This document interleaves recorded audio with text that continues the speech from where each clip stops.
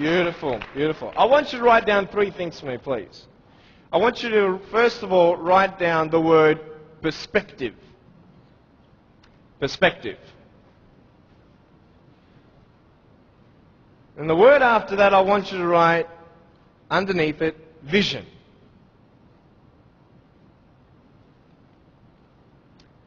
And then underneath that, I want you to put choices.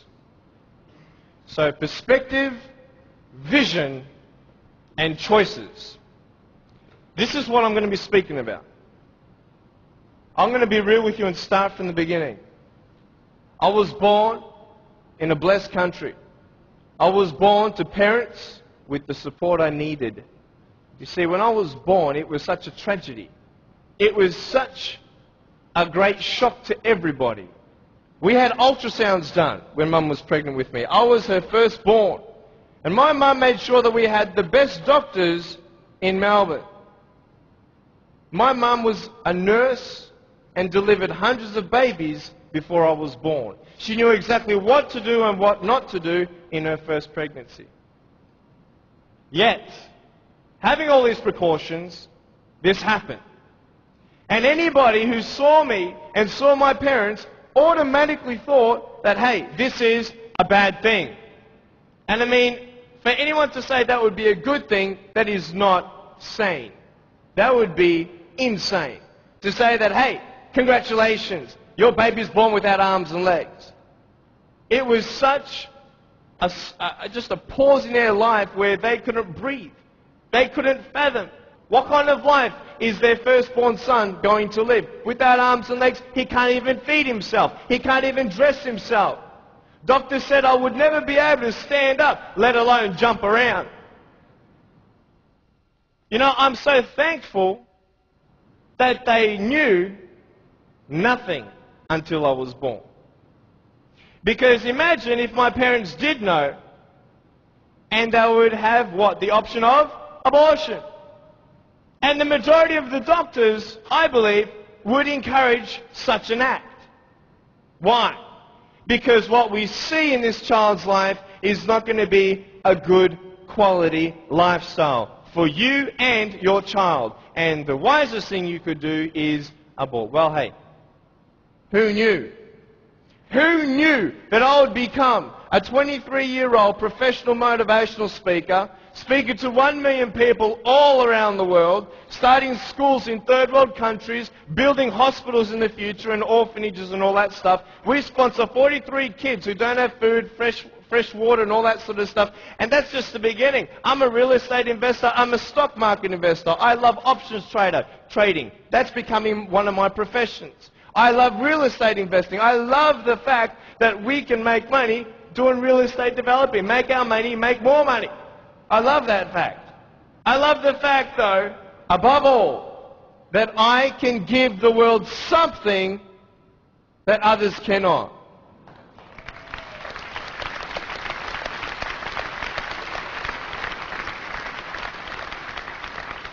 But before I tell you all that good stuff, let me tell you the more down times in my life. Obviously, it was difficult for my parents, but it was also difficult for me. When I went to school, a lot of kids teased me. A lot of kids put me down. It was very difficult at starters to find friends because everybody would look at me and think, well, maybe he also has a mental disability, and then people don't know how to approach me. But my parents encouraged me to just speak with people. And as I speak, a lot of people would say, well, hey, he's just like everybody else, just with a few parts missing. You know, I'm just like you. I've just gone out on the limb a couple more times than you have for my friends. But it's all good. But it was very difficult at times, and I had no one to tell me that everything's going to be okay the way I wanted it said. Because the way I wanted it said was, I wanted to be able to believe someone when they said, Nick, it's okay. Everything's going to be okay. The problem is, if anyone did say that, even my parents at times, I would say, how do you know? How do you know how it feels to be in my position? You don't even know the future. How can you say that I'm going to have a good life? You cannot.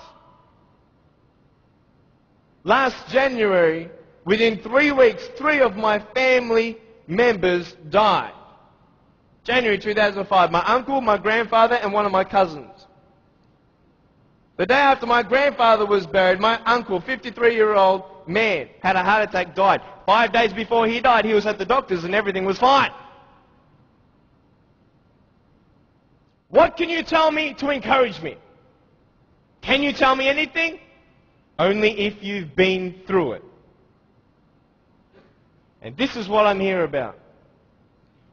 I want to tell you, I was depressed. I had suicidal thoughts at the age of 8. I had this massive list of all the things that I couldn't do and I'll never have in life. I never thought, I'd get married. Who'd want a husband without arms and legs? And I thought even if I ever did get married, I'm not going to be even able to hold my wife's hand. I'm not going to be able to dance with my bride on our wedding night. I used to hate going to public parks and seeing fathers throwing up their kids in the air and sometimes dropping them. I won't have that intimacy with my sons and my daughters. And I couldn't do this and I couldn't do that. And no one had any answers.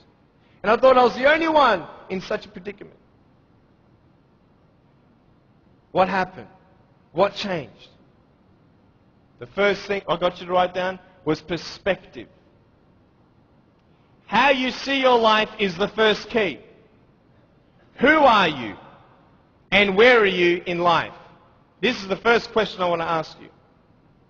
Even though the world can look at me, they can say, well, a guy having no arms and no legs, his potential is not unlimited, but limited. His potential, just because he has no arms and no legs, humanly speaking, in our logic, he's not going to be as successful as everybody else. Really? Why? Because of his disability. Really?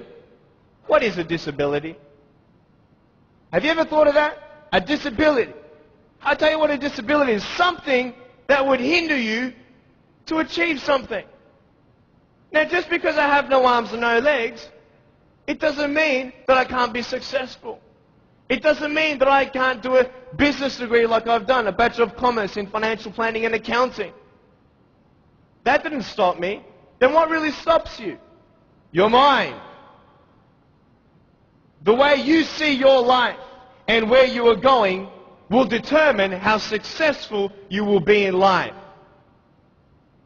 I could say, yeah, I'm a guy without arms and legs, but what? I have my little chicken drumstick. Don't ask yourself and see what you don't have, see what you do have, and then say, okay, this is where I am. But don't limit yourself to say, well, if only I had this, or if only I had that.